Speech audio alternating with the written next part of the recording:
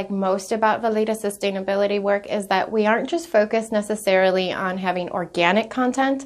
We're focused on a quality level that actually goes above and beyond organic content. Most people think, okay, yes, well then we're talking about biodynamic farming as well.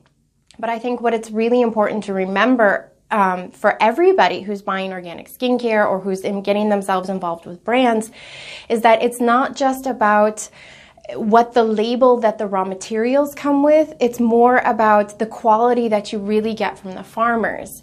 So often we're so focused on, keywords, buzzwords, organic, vegan, biodynamic, and we miss the fact that so much of our raw materials is coming from a world that has had conventional fertilizers in it.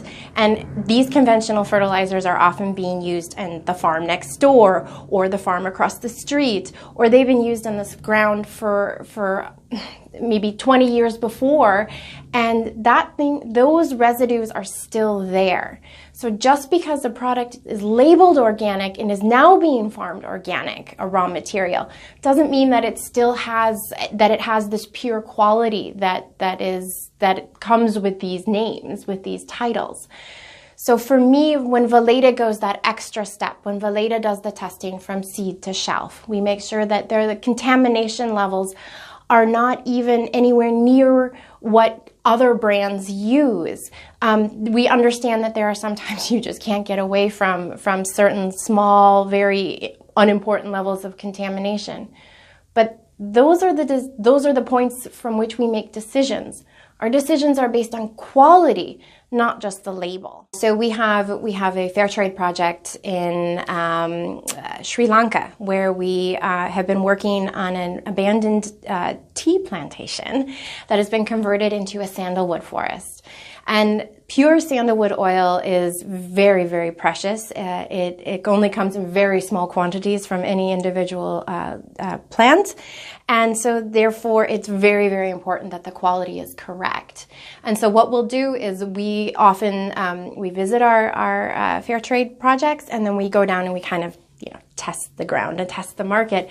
And I know of an incident where they went into a Ayurvedic pharmacy in Sri Lanka, and they bought what was told to be pure sandalwood oil. And they bought this oil and they took it back to our labs, and they took as well samples of the oil that we would normally get from our partner in Sri Lanka. And they did some tests. And when you do tests like liquid chromophotography or you do other kinds of quality tests, there are very specific markers in any individual anything really to really symbolize or to really reflect, is this really what you have or is this something different? And in the case of the Sri Lankan oil, we put two tests in the same graph, and you could see the tall marker for sandalwood oil comes with a very specific alpha, and it was way up here for our oil that we collected from our Sri Lankan partner. And then the oil that we bought, the pure Ayurvedic sandalwood oil that we bought from this pharmacy in Sri Lanka, came in with a complete negative curve, on a negative spike on this curve, which showed that it was actually 100% artificially contaminated product. So therefore, you can go into a store and you can buy something and it says it's Ayurvedic sandalwood, and you think you're buying the real thing because you're in the place where it's being made. And the truth is that it isn't. And so you come up with an indication for quality that goes really above and beyond. And that's what Weleda stands for. We use modern techniques to validate and confirm that the quality that we are receiving is the quality we expect.